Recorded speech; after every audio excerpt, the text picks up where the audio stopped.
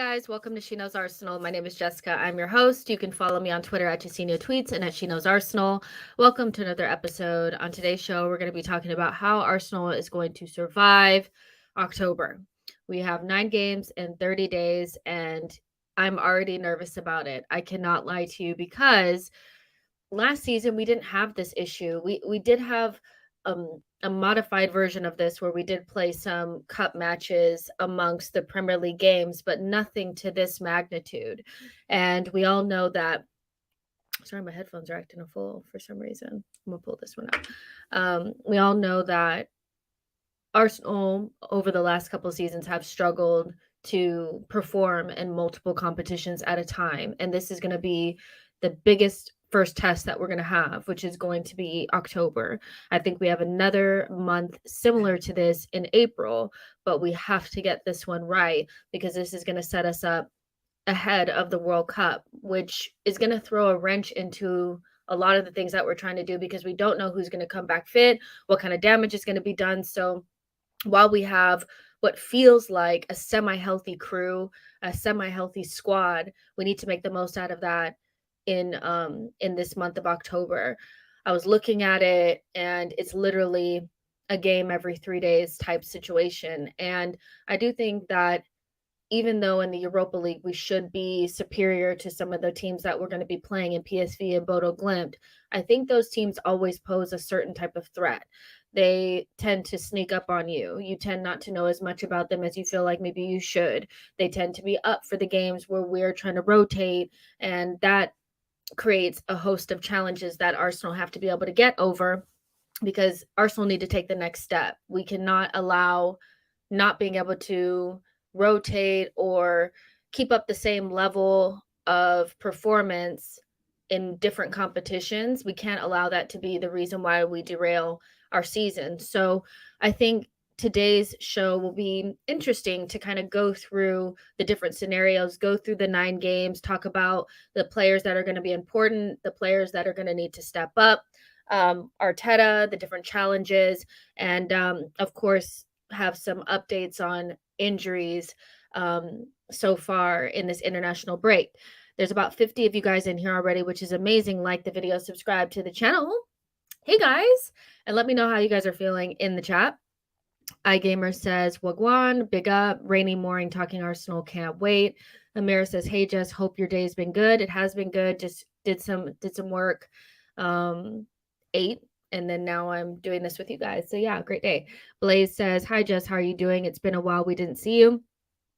I think the last time you guys saw me was on Wednesday. On Friday, I actually didn't come back because I forgot that I was going to be on Straight Facts with Terry on the Football Terrace. So I wasn't able to do a show on Friday, but you got me today, Wednesday, and Friday.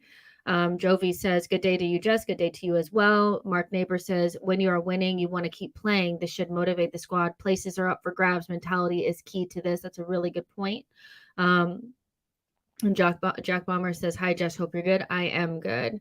So let's go ahead and get started. So the first thing that I kind of wanted to look at is I'm just going to go through the games because there's so many of them. Obviously, October 1st, which is Saturday, we're playing Tottenham at home. Then on October 6th, we're playing Bodo Glimt at home. And October 9th, we play Liverpool at home. And playing these teams at home, we have to take advantage of this. Going away is different, going away to the to Anfield, going away to the toilet bowl, like those things, you kind of want to go there and get something out of those matches. You don't tend to you know what you're in for. The away crowd is going to be on you. It's going to be loud, it's going to be rambunctious, and it's up to the home team to kind of influence the game and push themselves forward. The away team can kind of just not chill, but like the away team, it's like, let's just get something out of this game. So being home first against Liverpool and against Tottenham, I do think places a certain level of pressure on Arsenal to have the impetus and play our way and dominate the game. And both teams are so different. Liverpool obviously likes to have possession, but Tottenham do not. So the differences in those games and really the idea that like these are the games that you're going to get the 3 points from. Of course, you can go away from home to Anfield and to Tottenham Stadium and get the 3 points, but statistically, like, and historically, it's less likely for us to get something in those games away from home. So it's now or never, really. We need to get those 3 points. And with the way that Tottenham are playing, I expect them to be a really difficult opposition because they're our rivals as well. But with Liverpool, they're not really at the peak of their powers. They're in a difficult situation in the Champions League where they haven't really hit the ground running. So it's going to be interesting to see what Liverpool team we come up against. But with Liverpool, and we'll talk about this a little bit more later, I really think it's a mental game with Liverpool. I think it is the idea that Arsenal give them too much respect. And when you give a team like that too much respect, they run over you. So we'll talk about that. October 13th, we play Bodo Glimt away from home. And then on the 16th, we play Leeds away from home. And then we come back home on October 20th and play PSV at home. So those next 3 games are just kind of, more Europa League dominant. I would expect after playing 2 really difficult games against Tottenham and Liverpool, we would rotate a little bit more in these games. And Leeds, for me, away from home, has the ability to become somewhat of a banana skin because Leeds are kind of like a team where you don't really know what you're going to get from them. They play high press. Sometimes they're good at the back, sometimes they're not. Jesse Marsh has done a pretty decent job at revitalizing that team. They have the players that can really hurt you, but it's just a matter of how much energy we're going to have to play against them away from home after playing those really difficult games. Leeds is a high energy place with a high energy crowd, and we have to be up for that. Now, the last 3 games are on October 23rd. We play Southampton away from home. We play PSV away from home. And then on the 27th, and then on October 30th, we play Nottingham Forest at home. And so with those 3 games, again, Southampton, another team like Leeds, not quite sure what you're going to get. Sometimes they play really well. Sometimes they play shit. And Southampton is not really a away ground that I would fear going to because of the crowd. What it really is just a matter of like, how well do we play? I don't think Southampton can beat us. If they play well and we play well, I still think we will win. It's just a matter of how up for the game are we going to be? What type of squad do you put out there? Then you go away from home to PSV.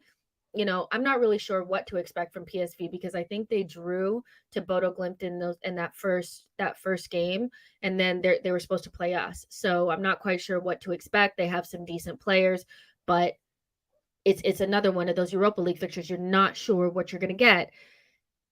Then you have our Nottingham Forest, which for me should be a straightforward at home. We should be beating them. So it's a really difficult 9 games in 30 days. And that's where the importance of the squad is going to come in.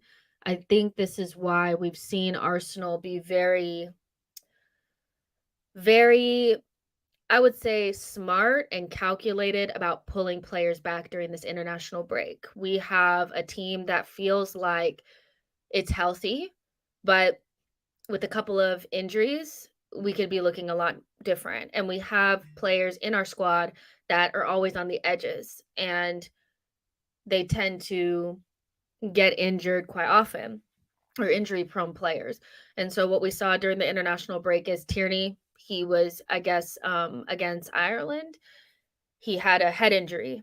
So it wasn't anything to do with like his knee or his ankle or hamstring or anything like that. It was a concussion substitution that was used because he got hit in the head and he came home because he wasn't going to play. Whatever. He came home.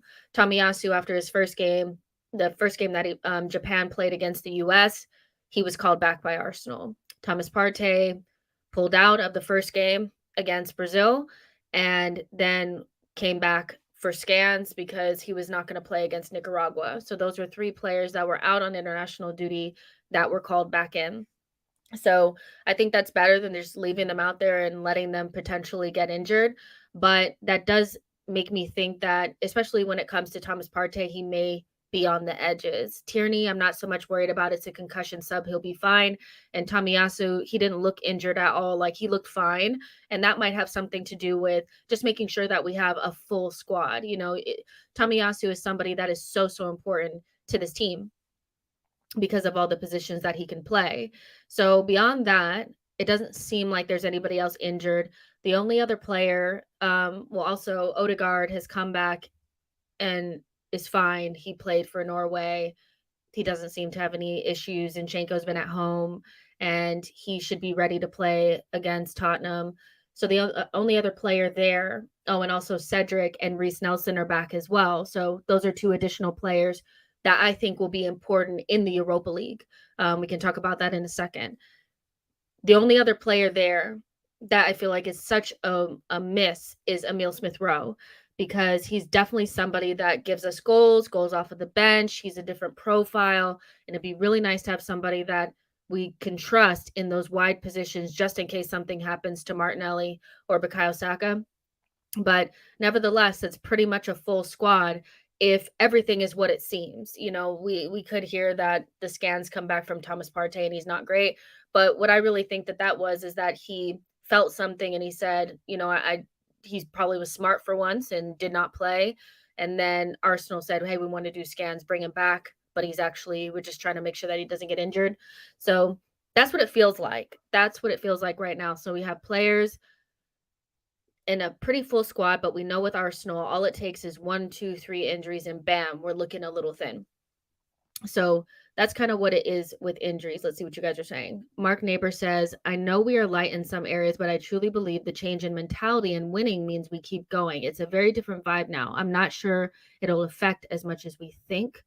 That's a really good point, that maybe it's more about mentality than the players actually being out. Because when you really look at it, and I think this is where your point makes a lot of sense, is we had the injury to Thomas Partey last season in the Crystal Palace game, and then we turned around and played Brighton with a team that was more than good enough to beat Brighton, and even a team that was more than good enough to beat Southampton, and they lost both of those games. And then we turned around without Thomas Partey and beat Chelsea and beat Man United. So it wasn't really, I think, until we got to the North London Derby and we were stretched too thin. At that point, we had a whole back line full of hamstring injuries. So I do think that to a certain extent, it's about mentality. We could lose 1 or 2 players and we're fine, like we already did. We lost Thomas Partey and we lost Zinchenko, and we were just fine. We didn't fall apart.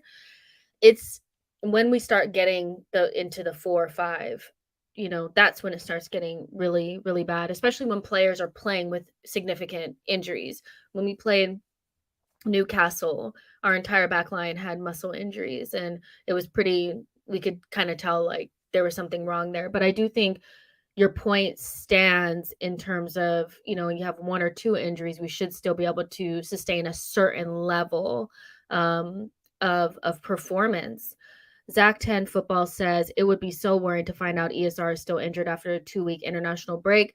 I think Charles Watts already put out a tweet saying that he is not going to be fit for the North London Derby. Let's see if I can find it. Because, he's just kind of that, not a utility player, but somebody with a different threat that I just feel like he would be so useful to us right now. Let's see if I can find it. I really do think I saw something from Charles Watts saying he wasn't going to be ready. Just give me 1 second, you guys. Just hold on. Hold tight. Martin Odegaard. Oh, no. No, I don't see it. I can't find it. Emile Smith-Rowe is a doubt for Arsenal's match versus Spurs. Cedric Suarez and Reece Nelson expected to be available. Mohamed El-Neni might not be available until January at the earliest. That's coming from Charles Watts. So, that's significant. Like, he's so important to the squad because of what he brings. And this would be a good opportunity for him because we're playing so many matches that he would inevitably get some playing time. And I get that it's about his muscle growth and all that kind of stuff. Like, he's growing quickly. And so the muscles and all that kind of stuff, I get that. It's just still, it's the same. for me where I wish we had him. So that's where we are in terms of a squad. So we have a pretty big squad and a good amount of players that could get us through these 9 games.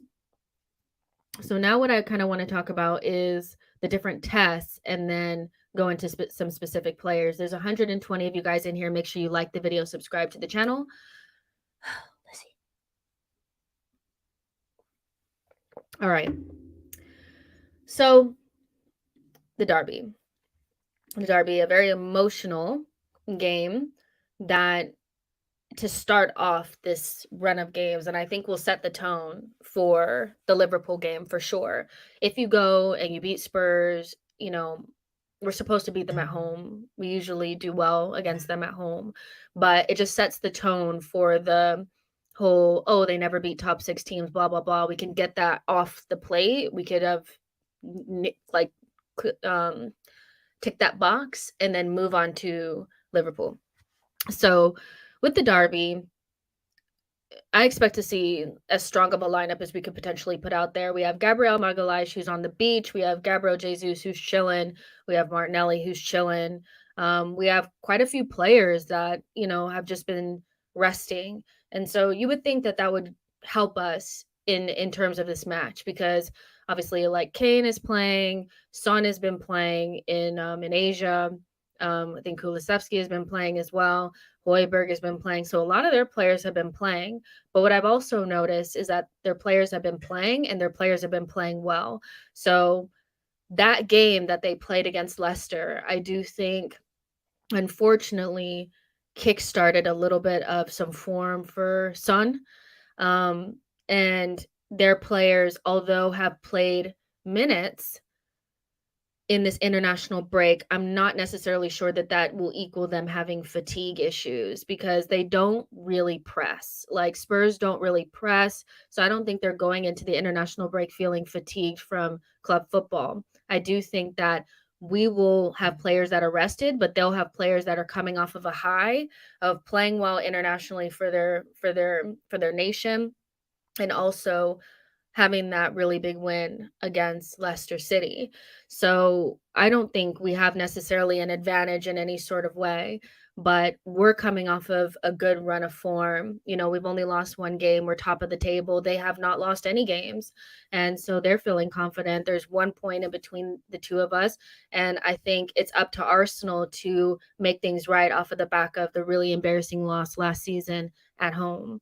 So it's a difficult one. I do think that this is going to be a game where Arsenal need to be really, really smart. Um, they have some wind up merchants in their side. Richarlison. He's another one that's playing. And I'll call it the way that I see it. He's playing really freaking well. He's playing really freaking well, and that 60 million is looking like it was spent really well. He's scoring goals for Brazil. He's making himself known and he seems like he's really taking on this whole villain, role kind of thing. So I expect him to play. I think he's going to play. I think he's going to play Richarlison, Kane, and Son. That's who I think he's going to start against us. Richarlison's job will be to wind us up, to try to get penalties, to try to get somebody sent off. That's going to be his job. That's going to be his thing. And Son, I expect him to be back to old Son because he's now coming back into form. And Kane is Kane. Kane is a world-class striker in his own right. And so we're going to have to be on our game. We have Gabriel Jesus, who is 1 yellow card away from being out against Liverpool, and we can't have that. So he needs to be smart. And so I expect us to play our best lineup. I expect them to play their best lineup. And it's going to be about what's going on up here. And also, Spurs do give up a lot of shots. Like they block a lot of shots. They let the opposition side get into their box a lot of touches into their penalty area. And so we're one of the best teams at getting into your penalty area. So what that says to me is basically when we get into their box, we have got to put the ball in the back of the net. We will get chances. It's just a matter of, if we put them away. That's That's it. It kind of has to be the opposite of what happened at Manchester United.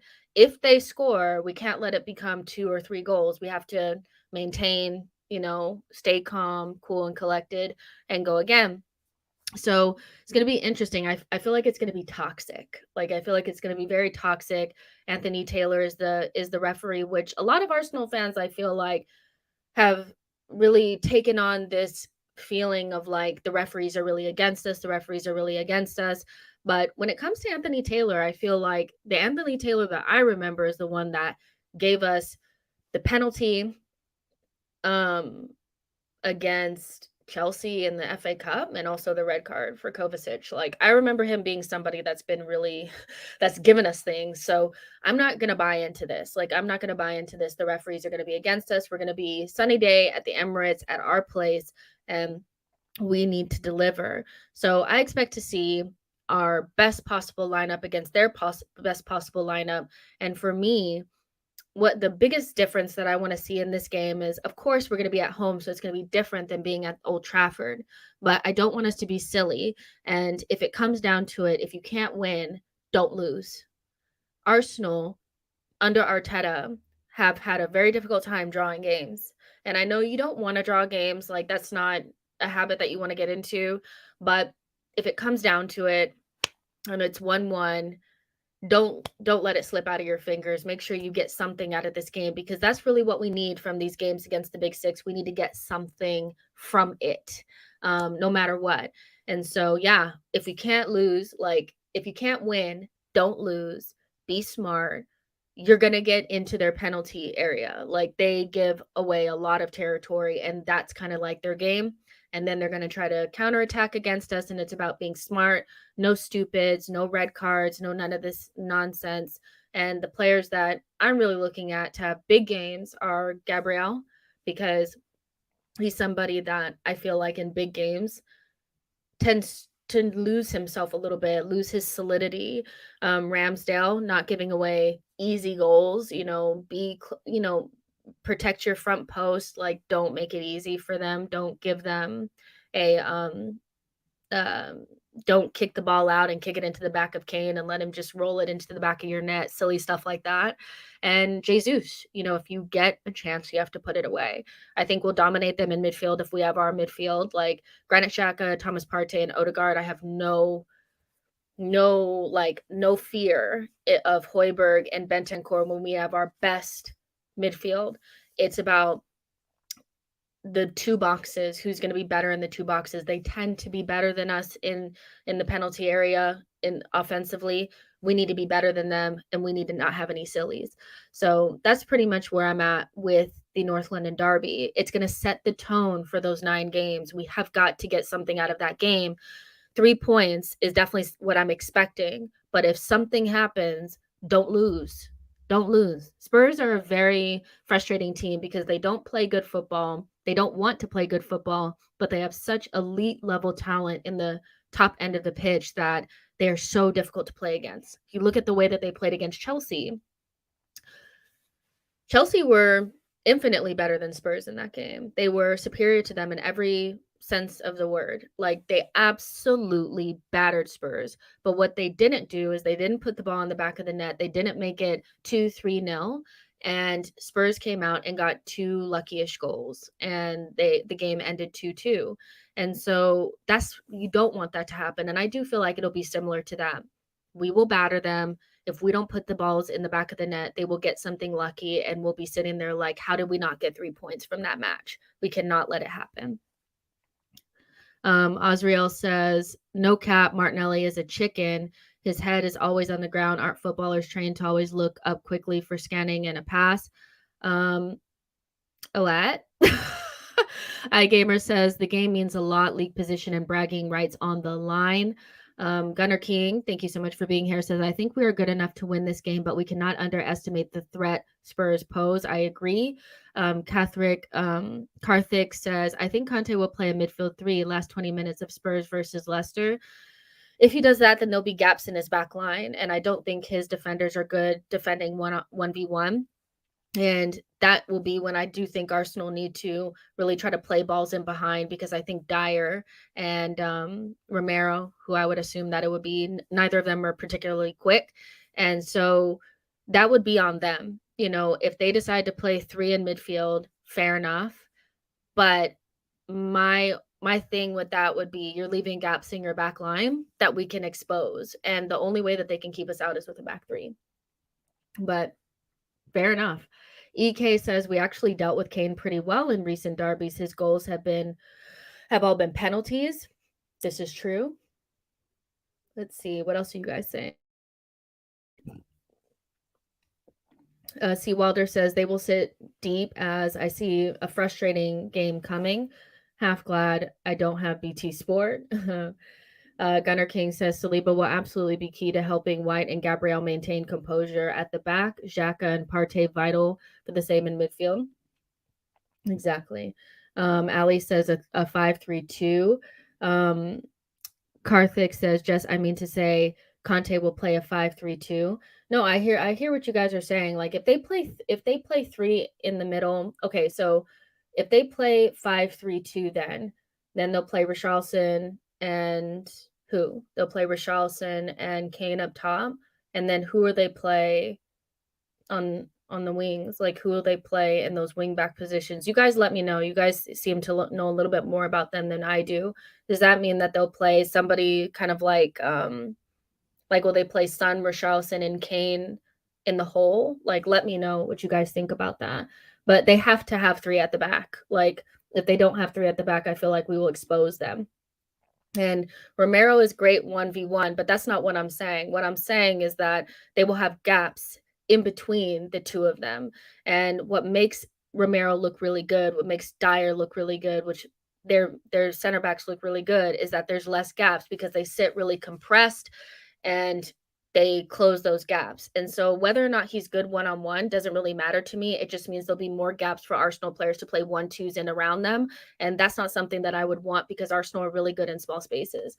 And so when you make those gaps even bigger, I think we'll expose them. So that's on them. But you guys are saying a 5-3-2, which actually makes more sense for them. But yeah, they would have to play three at the back against us. I just can't see it. That's silly. I feel like if they came out there with four at the back against us, that would be just almost like they don't respect us at all. EK says on paper we have the better defense. Midfield is pretty even, but their front line is more potent. Still fancy us to win pretty comfortably though. Amira says also hope we can score early so we can sub Eddie for Jesus in the 55th, 60 minute or something before he gets the fifth yellow. That's really important for us, I think. So yeah, everybody's pretty much saying the same thing, that this is going to set the tone and we're more than capable of winning the game. But just don't be stupid. Just don't be stupid.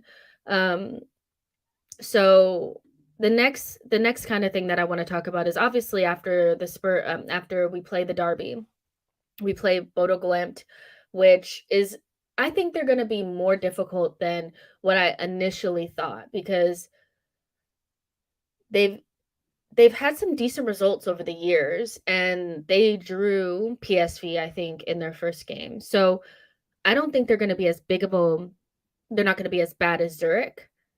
But ultimately, I don't think we played very well against Zurich, even though we won the game. I think we could be a lot better even with the team that we had out there. But knowing that we're going to play Liverpool just, a week after we play Tottenham is going to be a very emotional game. I would like to see against Bodo Glimt pretty much a very similar lineup to what we saw against Zurich. No Thomas Partey, no Gabriel Jesus, no Saka, none of these guys, and see how we do. We'll be at home, so I would imagine that that's what we see. Now, Liverpool.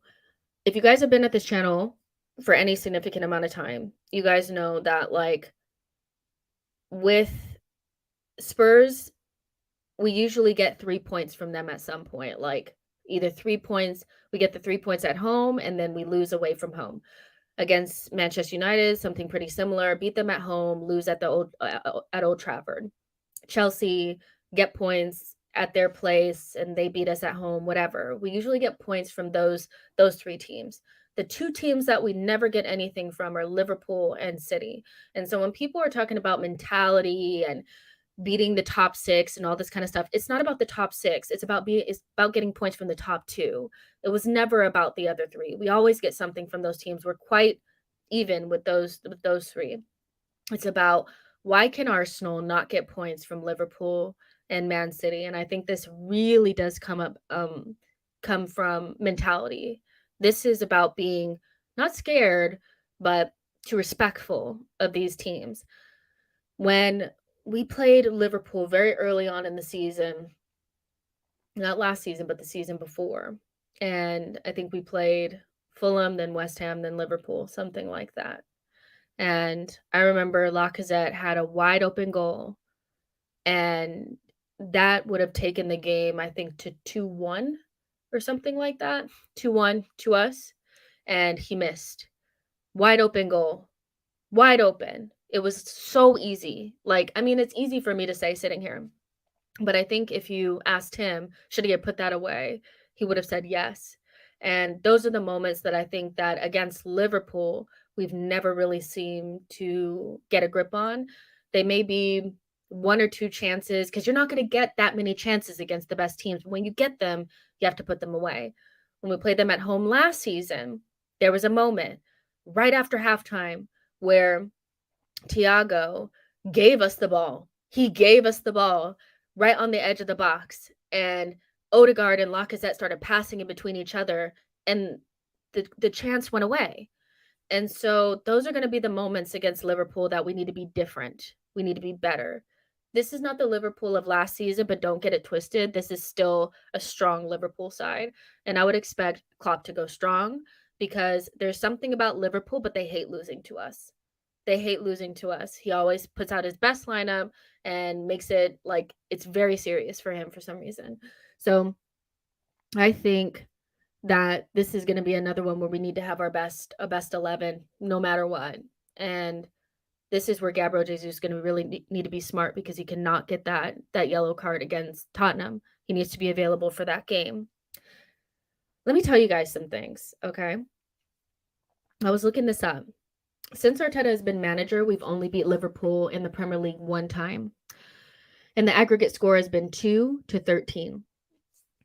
That is abysmal. I'm looking at, we've played them 1, 2, 3, 4, 5, 6, 7, 8, 9 times since Arteta's been manager. And the only times that we've ever done anything against them is in the League Cup, the Community Shield. In the league, the only time that we beat them was when they were on the beach. You guys remember that time where we basically sat in our box, Rob Holding was heading everything out, and I think Reece Nelson and Lacazette scored. And so even that one, I almost have to put an asterisk next to it. Our record against Liverpool is not what you should expect from a team that is in the top 6. We should be drawing, we should be winning at home, we need to be nicking points from this team. And I do think that the way that we play, especially like last season when we were trying to play against them in both legs, you know, you could have made an argument that maybe we needed to be smarter, play 3 at the back, 3/5 at the back, sit in and just counterattack. But long term, I think we have to be able to play our way against them and just be smarter. The 2 goals that we gave away at home, I do think you have to look at Ramsdale and say, what the hell are you doing? Why are they able to just smash it past you on your front post? And why is it that we were getting in those great positions and we couldn't make them into full-blown chances? Martinelli got in behind Trent Alexander-Arnold over and over and over and over and over again, and it never manifested into anything. So this is it. We are in a good moment. We should have a pretty strong team, assuming that nothing really happens in the Tottenham game. And I expect us to get something from the Liverpool game. That's what I expect. I'm tired of not getting anything from those matches. I'm tired of feeling like, well, we had all this possession, but like, what are we doing with it? And so this is where I feel like players like Zinchenko, players like Thomas Partey, players like Jesus need to be the difference, because they're all three of those players that played at the top level, have won things, and we don't have the excuse of having Lacazette anymore. We don't have the excuse of, not having this and that. We have a good enough team to get something from that game. And so, yeah, Liverpool, I think if we beat Spurs, then we'll go into that game on a high, ready to turn it around, to really go up against them. And this is the time. I think if we're gonna beat them, this is it. Let me know what you guys think in the comments.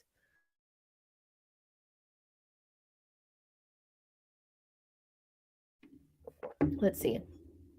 Stuart says this is the year we beat Liverpool. If you can't beat them now, what are we doing? C. Wilder says, if Gabriel Jesus doesn't get the yellow versus Spurs, I'm going to put life savings on a first half yellow at Liverpool. Well, let's look at it. He'll have a 1 game, right? Suspension or something like that. So, if he were to get it against Liverpool, then he would miss Leeds. And I feel like that wouldn't be the only game that he cannot be out from, I think, is Liverpool. I think that's the one game that he cannot be out for. But Leeds, if he gets it against Leeds, he's out for Southampton. If he gets it against Southampton, then he's out against Nottingham Forest. Now, I think where we have to be really careful is he can't get it against Nottingham Forest, because I think then he'll be out against Chelsea. So, yeah, he has to be really careful with that. But he'll get it somewhere in there. He just can't get it against Liverpool, or get it against Tottenham. Sorry. Let's see. Reese. Let's see. iGamer says Jesus needs to be disciplined against Spurs. He really does. Amira says, especially with how the home crowd's been this season, even after we concede needlessly, it would be such a shame if we don't at least beat the other 6 teams at home, top 16, big 6 teams at home. Karthik says it might work out for us if he misses the Premier League game for PSV. Jack Bomber says we need Jesus to just not get booked for the next 2 games. Any other time is fine, but these 2 results will dictate our season. Harsha says, I heard Lloris is out for the North London Derby. Is there any truth to it? He's injured for France, but I would imagine if he got injured, they might have pulled him for a similar reason to why we pulled Thomas Partey, Tomiyasu, and Tierney, so that he could be ready for the North London Derby. So I would not hold my breath. I would imagine that he would start. Let's see. Mark says, tactically, we're in such a much better place now. Before we played to accommodate opposition. This season has changed. This is so important that they fear us and need to be aware of us as much. Exactly. iGamer says, Spudge, Jess, Spuds. I get it. I didn't say it, but I should have said it. There's 170 of you guys in here, which is great. Like the video, subscribe to the channel. So yeah, you guys, when we get past Liverpool, then we have Bodo Glimt again, away from home, Leeds, and then PSV. And so this is where, Arteta is really going to have to get into his rotational game, because I personally feel like, barring any injuries, we need to go in with strong lineups against Leeds and Southampton away from home. I know that those 2 teams are not as good as us, and they can be hit or miss, but they can also be banana skins.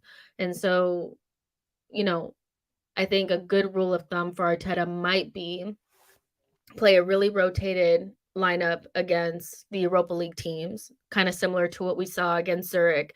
Marquinhos, Vieira, ESR if he was fit. I guess Reece Nelson will be a part of that group, Sambi.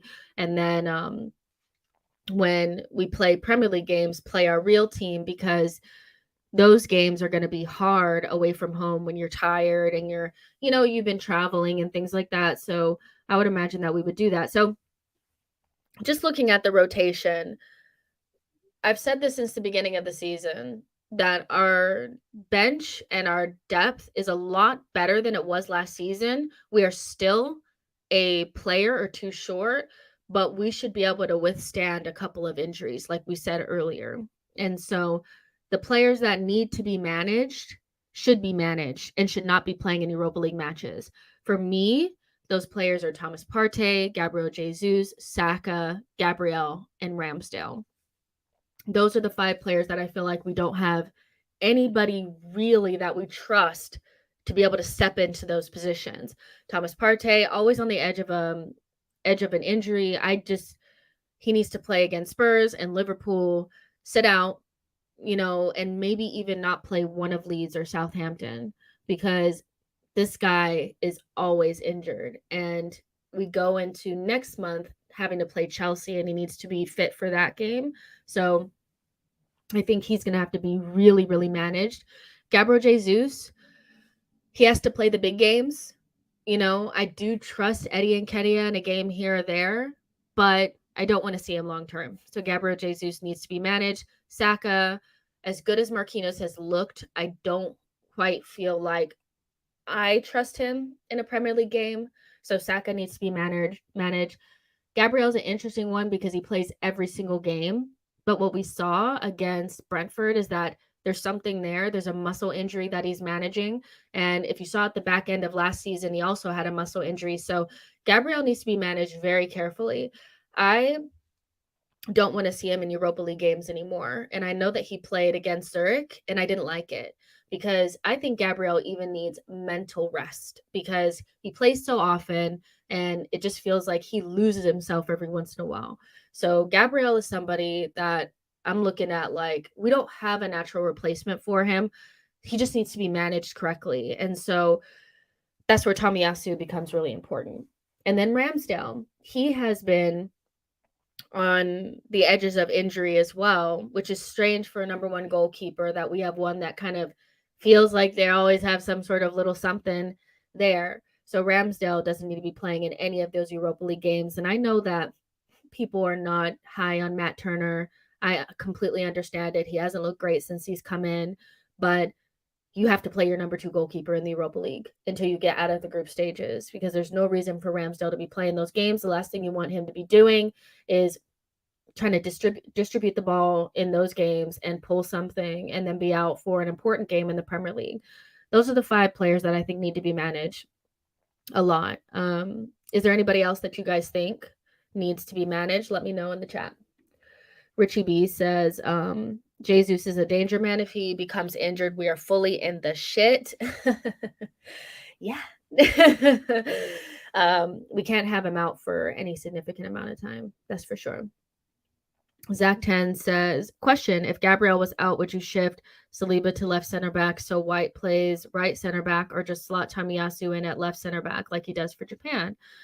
That's interesting because I have Tomiyasu as probably the most important player that will probably not be starting because he can play both fullback positions and left-sided center back. And so if Gabriel was to be injured, I would like to see Tomiyasu at left-sided center back, to be honest. I feel like keep everything else the same. Then you can keep Zinchenko and Tierney, slot Tomiyasu in, keep Saliba in his position, and keep White in his position instead of moving other pieces around. I do feel like you need somebody who's really comfortable using their left foot on that side. And if you watch Tomiyasu play against the United States, you couldn't really tell what foot he was using. He's very good with both feet. So I think if Gabriel was to get an injury, my number one choice would be Tomiyasu, not Tierney. Tomiyasu, because he can play with his left foot, keep everything else the same. And that's why Tomiyasu is so important to us, is because he's a backup left back, a backup right back, and a backup center back, and he's so good. So yeah, his distribution is very good. He's very technically gifted and good in the air and a good 1v1 defender. So for me, it would be Tomiyasu. He's definitely one of the most important players. I want to ask you guys, for you, who's going to be a very important player that doesn't start in these next 9 games? I'm pretty sure we can think of a couple. Let's see. Zach 10 says, yeah, Tommy is a Swiss Army knife footballer. iGamer says it's actually vital that Turner gets some game time. iGamer says we need to get Turner match sharp, so Europa for him. Laud Lugan says that Partey injury issue is a real concern. he needs to be managed. He has injury issues, so short term short term, we need to start looking for a replacement. I do think, or somebody that can step in that we feel comfortable with, unless the club really feels confident on Sambi, which I don't actually think they do. If you look at what they kind of did with trying to look at Douglas Luiz and Danilo, I do think that there's a feeling that that's not his long-term position, which I think we kind of saw last season that it may not be. So I do think that short term, we need to be looking for somebody that can step in, but Thomas Partey needs to be managed. He's not somebody that, not every single player is built to play every single game. And I've been saying this for a while that I think Thomas Partey almost needs to be saved for the bigger games. Um and I know it's like, well, why don't we just get rid of him? It's because I do feel like when you have a player of his quality you don't get rid, you will have to supplement with somebody that you feel comfortable with. And I don't think buying Sambi was an issue. I just feel like he didn't solve that problem where I think they thought that he did. So if you bring in somebody like a Danilo who long term would eventually take over for Thomas Partey, but you could, when we get into the Champions League, play Thomas Partey in Champions League games, play him in big matches against the Big Six, I don't think we'd feel that devastated about it. I'm gonna call you Sapporo because I'm not gonna botch your name like that. But this is exactly right. That Atletico Partey usually only played 75 minutes. He also never really played more than like 20 something games a season. And so I know that that's not what people want to hear, and we want players that play every single match. But that's the reality of where we're at with Thomas Partey. He's never gonna be an every single game player. He's never gonna be Xhaka. So if that player playing behind him is not Sambi, it's somebody that we feel comfortable with, they can play. They can come in for the last 20 minutes of Premier League games when Thomas Partey is gassed. They could play in the cups and then he can play in the bigger matches. And that's just the reality. The idea that we're going to sell him is totally far fetched. Nobody's going to take him on with those types of wages and the age that he is at. And so I don't think we need to be thinking about selling him. I think it's just about supplementing his minutes.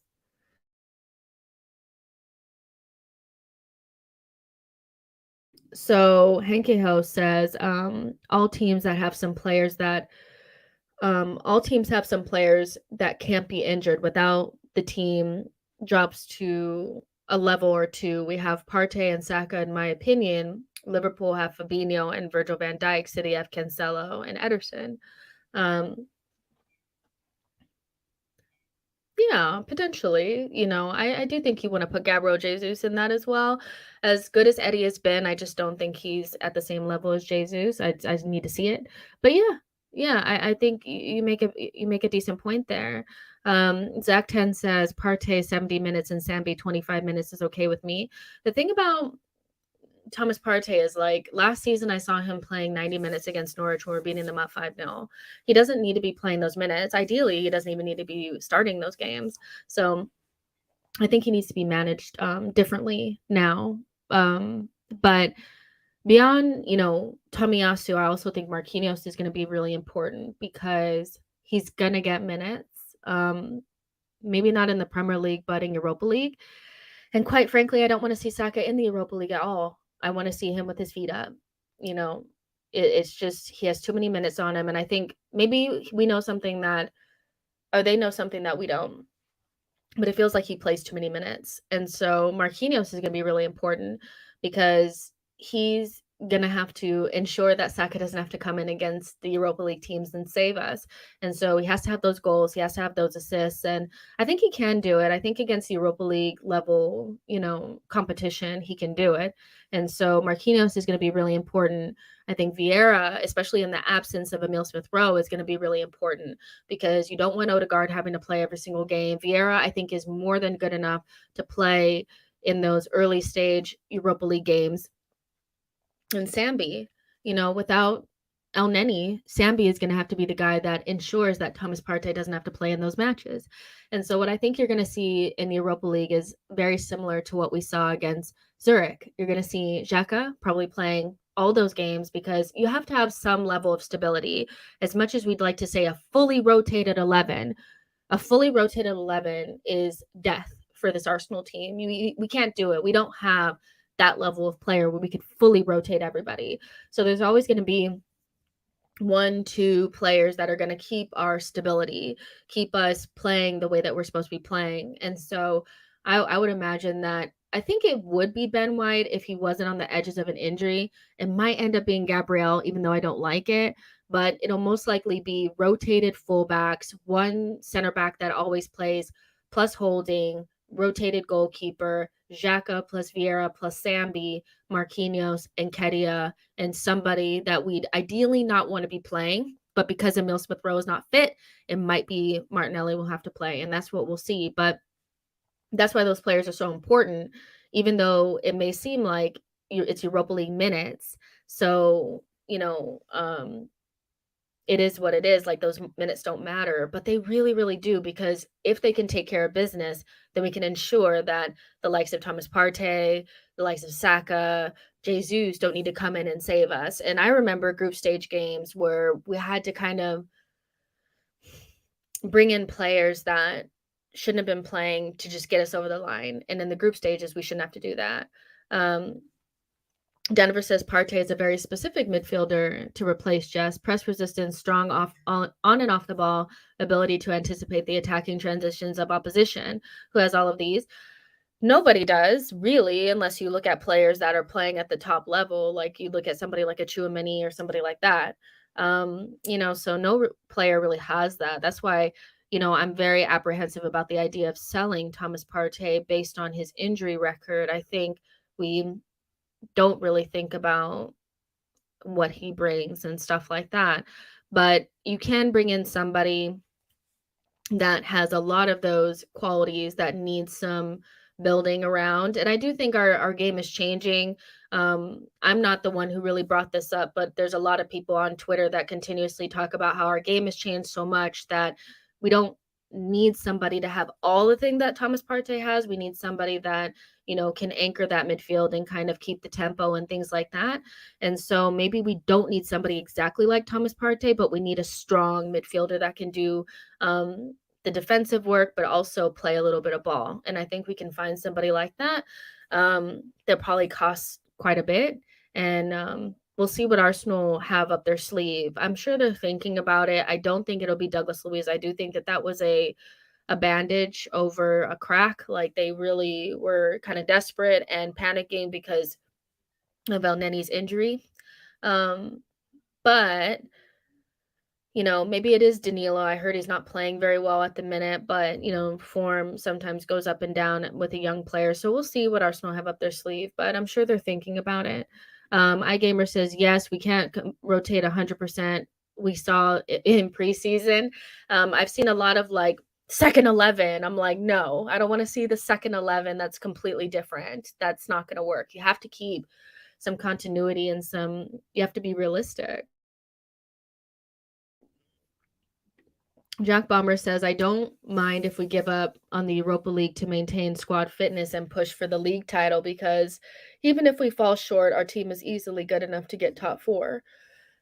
The funny thing right now is that I feel like it's actually going to be easier to get top 4 through the league than it would be in the Europa League. I feel like the Europa League is such a difficult competition once you get down to it, because you don't know who you're going to be going up against.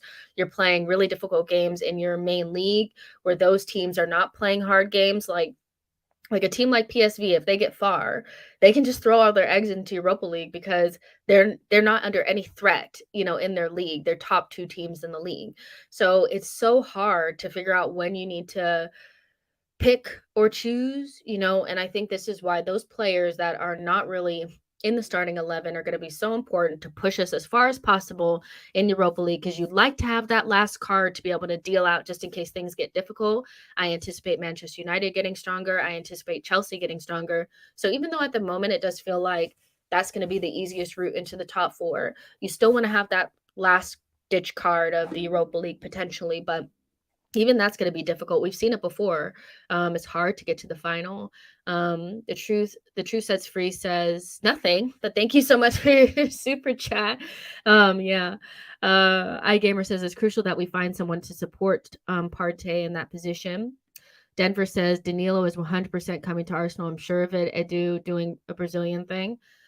Yeah, if that's who they think is the best option, I don't know enough about him to really vouch for him. Um, from what I've seen, he looks like a very talented young player, but is he somebody that I feel like is gonna step straight in and be perfect? No, but, he seems to have more of the qualities that we need in that position versus a Sambi, who I do think is a very talented player, but probably more suited a little bit further forward. Ayanle says, "If Partey is injured, we should revert back to a pivot Zinchenko and Xhaka, throw away the 4-3-3 until he is back, or get Danilo."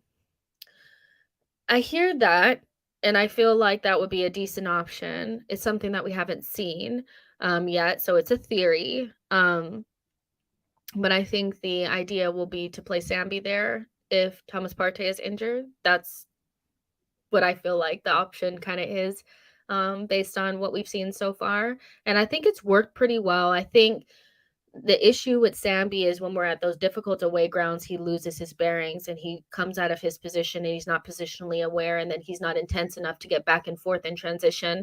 And so he costs us in big games. If we don't have to see Sambi, like you don't want to have to see Sambi against the big six, but against like Southampton, Leeds, these types of guys, like he can play against those types of teams. He did just fine. Like I want him to run harder, like, that's that's always my thing about him. I'm like, "Can you run harder or no?"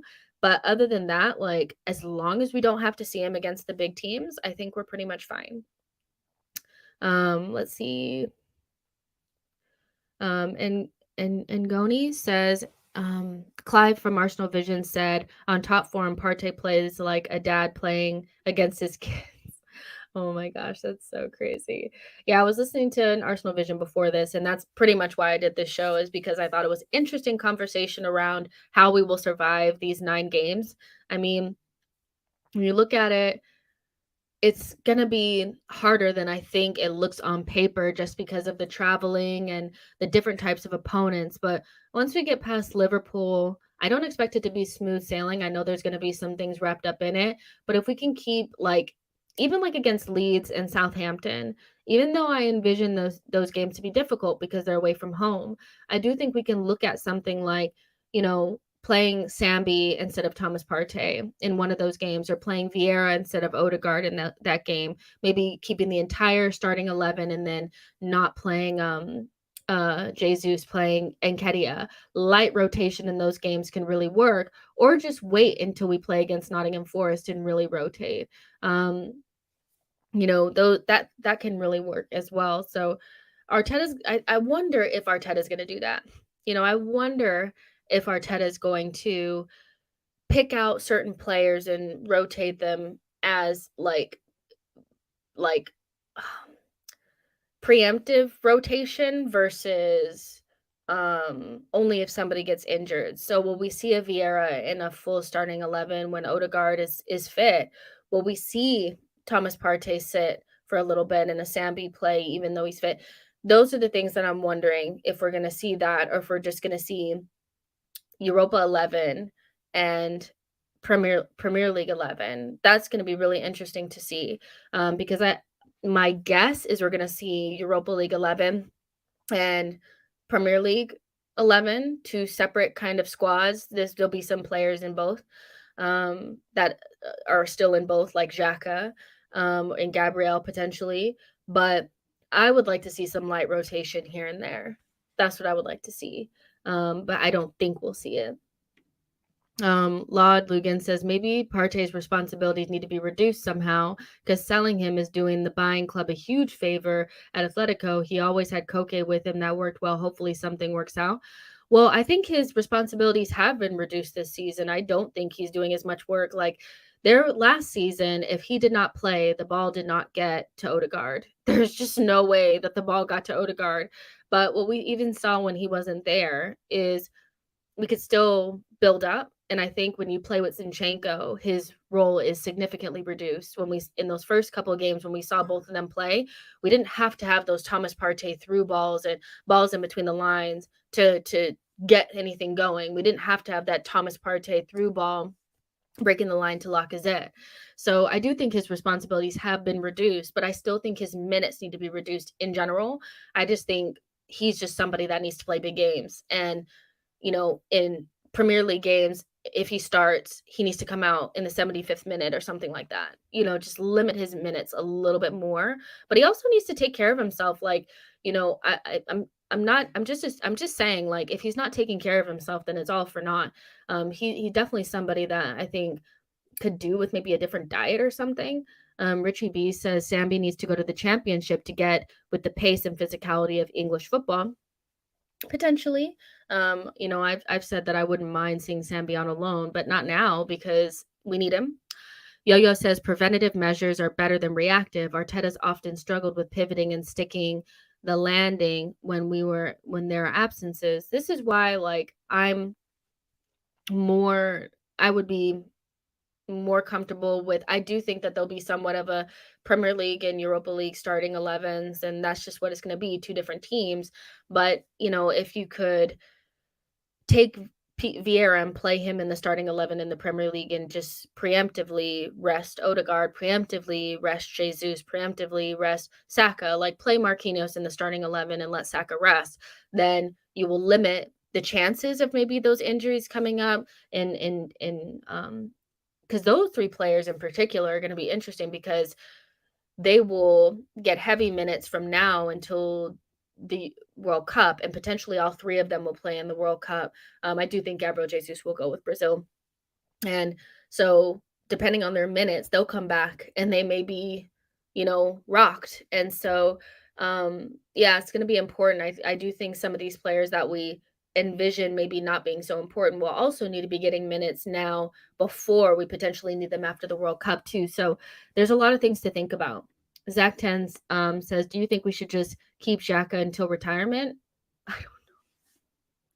I don't know. I don't think we're getting rid of him, so um he's growing on me, and I think that's pretty much what Arteta was hoping, is that he just wear us down, and eventually we just be like, okay, he's like that uncle that comes and we don't really like him, but we still fix him a plate and he stays over maybe too long, but we love him anyway. It's kind of what Xhaka is at this point.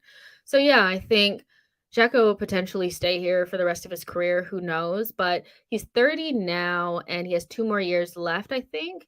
So we would have to extend him again. So we'll see. He might end up being our Fernandinho. So yeah.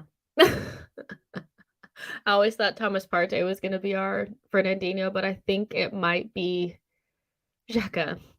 Ultima Spell says hit the likes and subscribe, guys and gals. Please do, you guys. It really helps the channel grow. Yardi Taub says, what is the future for Arsenal, considering that Arteta may get tired of Arsenal's limitations? What do you mean? The future beyond Arteta, there will be a future beyond Arteta. He's going to be somebody that other clubs are going to be looking at, and so there will be a future beyond him. Will he get tired of Arsenal's limitations, if you mean in terms of the financial ability to push, like to be able to spend the money?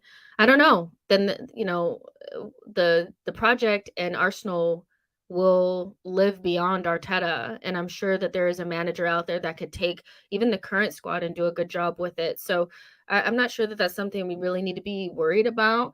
I think, Arteta knows where he's at as well. Like, he's been at City, he knows what that looks like. He damn sure knows that the Cronkies are not, the Sheikh.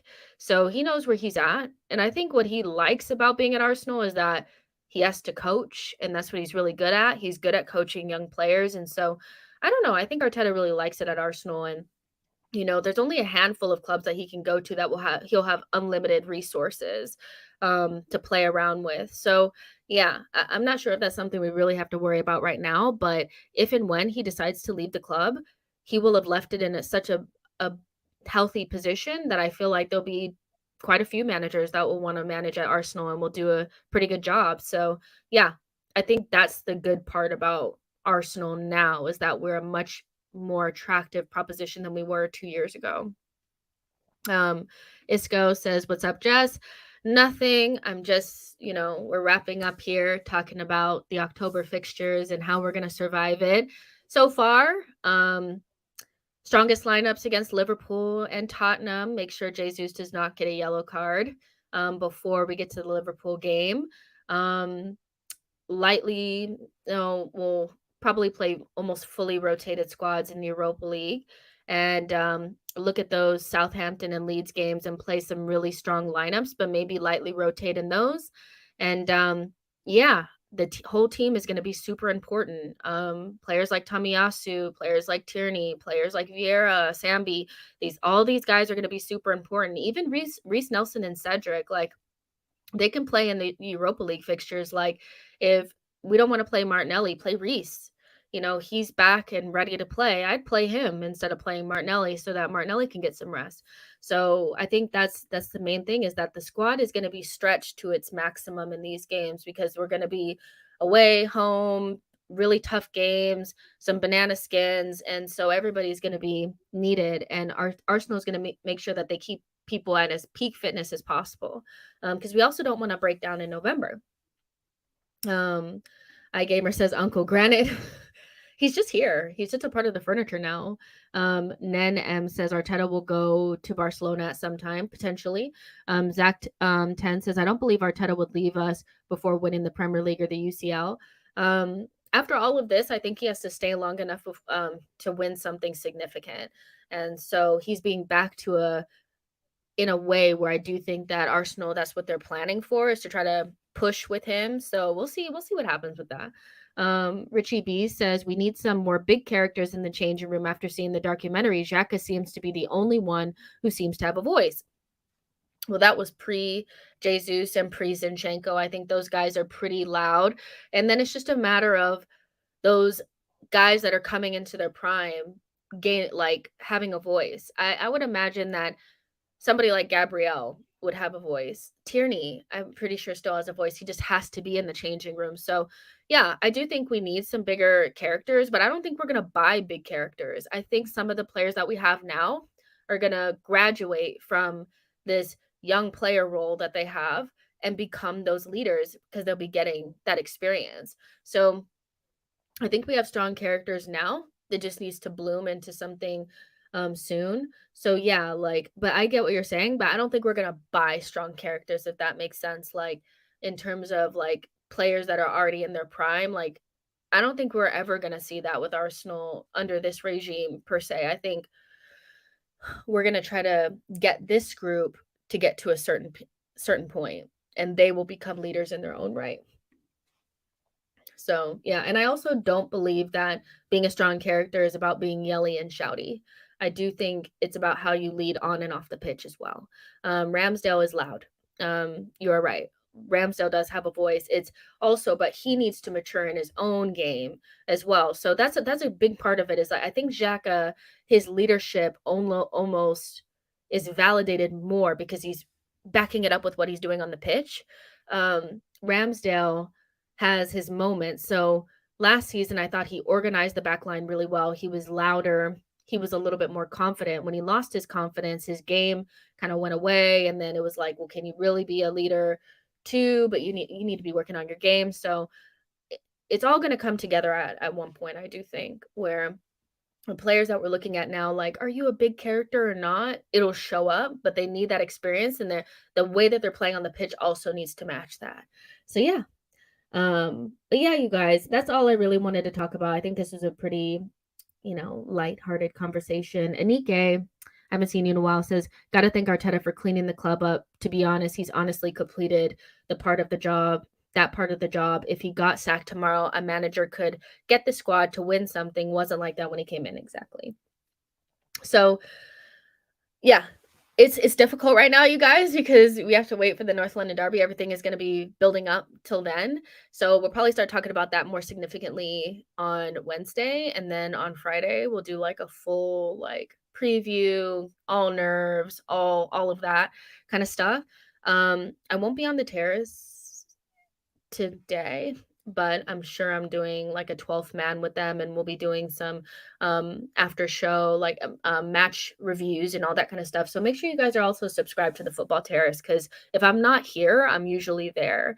So yeah, but really enjoyed this. I love hanging out with you guys. Denver, True Sets Free are always supporting the channel. Gunner King, thank you so much for being here. Keenan, as well. Hakum, Anike, iGamer, all the regulars and all the new people that I haven't seen before. Thank you so much for supporting the channel. I really appreciate it. And I will see you guys on Wednesday.